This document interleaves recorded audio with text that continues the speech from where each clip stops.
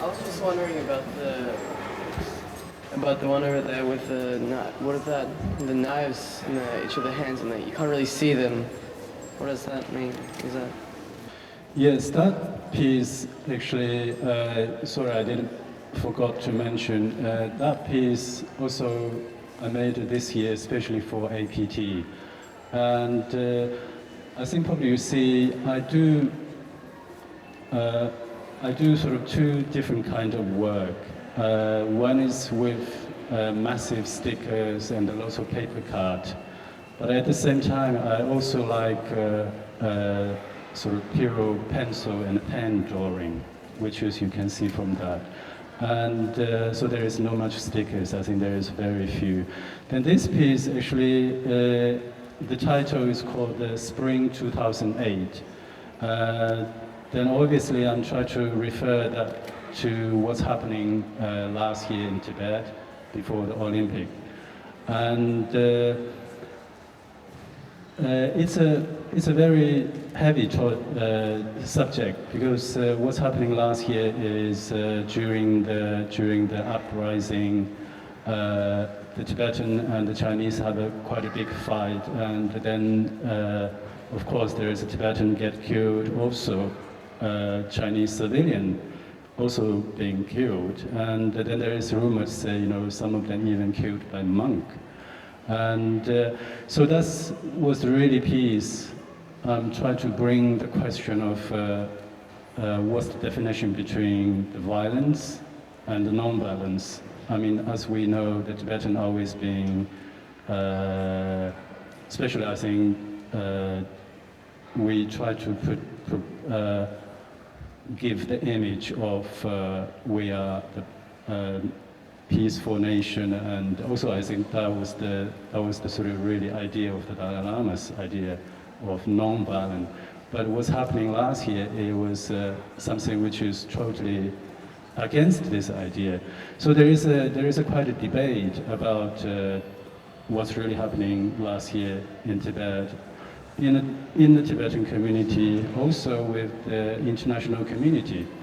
And then I think that's sort of question also facing with, I think, lots of different, I mean, other peoples. I mean, what's happening in Africa, South Africa in the early days with Nelson Mandela, and also what's happening in Burma with Aung San Suu Kyi. I think even probably in the beginning of last century, I think Gandhi has that kind of idea as well. But during those, I mean, somehow I think it's so there is lots of question. I really don't have the answer. So that's why I made that piece, and then there is a lot of Chinese writing behind that piece. If you take close notice, then I quote those notices, just copied from lots of Chinese internet and blogger. And actually the quote is mainly the reaction from the Chinese side, how they see the whole event, what's happening last year. And then of course the image, the 6, is that 6 or 7? The image is standing Buddha, but this time the Buddha is become evil because everybody got a little bit of horn on their head, and then also, I mean, the figure was holding the knife, which you mentioned. Then also the middle figure, I think it's to make. I'm trying to sort of bring these two things, the violence and the non-violence, because she's holding the lotus, which is representing peace, but the knife, I suppose, it's a kind of violence. So I don't have the answer, so I'm just trying to bring these things for people to make that. Could you explain to me why did you change the density all of a sudden with this sort of almost running out of the Buddha and trailing off? Are you trying to say something particular with that? See how you got the density of all the pictures there, and then it sort of seemed to almost run out of there. Yeah. Yep. Actually, this piece has to start from here, because this is Shanghai. So I'm trying to sort of look at making kind of, because actually last year I really took the train from Lhasa to Shanghai, so I saw the whole journey. And then I should say it was quite an amazing journey. And so this piece actually has to read from this side, which is, that's the departure station, Shanghai, then to Nanjing, Zhengzhou, then gradually. So I'm trying to make a sort of, you know, what's the train bring to Tibet. So try to make a movement, slowly building up this figure of the Buddha. And also the Buddha, I think for me, is one part of the train journey, the train goes through, which is northwest side of the Tibet, which is vast land, no man's land. You only see very sort of flat land, then way away, then you can see sort of a mountain movement. So there is also, I think, indication of trying to make it also looks like the landscape in northwest Tibet. And so that's the probably way you should read. Then slowly disappearing after Lhasa, then to Shikatse, and then probably the last end I'm trying to use, if you take a notice, there is no human being on the last part, there is only animals and untouched landscape. That's what I'm trying to say.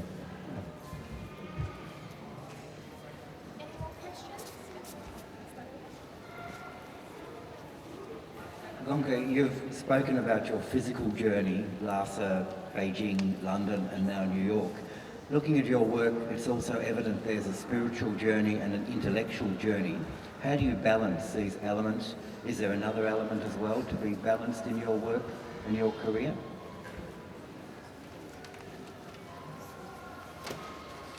Well, that's a very intellectual question.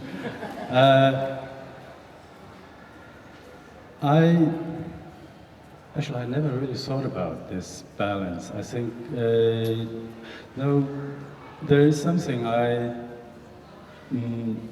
as we talked, actually Tony is a good friend of mine, we knew each other a long time ago.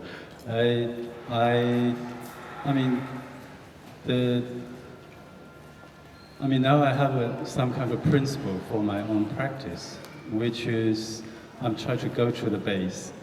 So, for instance, somehow I don't care much about theory, and also I don't read that much nowadays, especially because my English is not good enough to read a thick book or philosophy. So somehow I'm really follow my own instinct.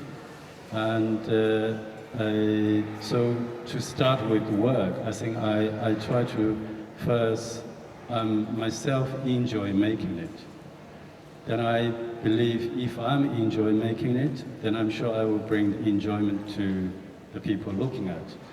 And then of course, as I mentioned, I'm trying to make the work easy to understand without any explanation or theory behind. And so that's what I'm really doing nowadays. And so if there is any probably balance I have to keep, I think it might come as a very natural way. That's what I believe, I think. I hope I answered your question. I'm not quite sure about it. I don't believe it. Knowing you, sorry, knowing you and the thoughts and what you know, the perhaps instinctive what you say is not, it's an instinctual balance that you're working on.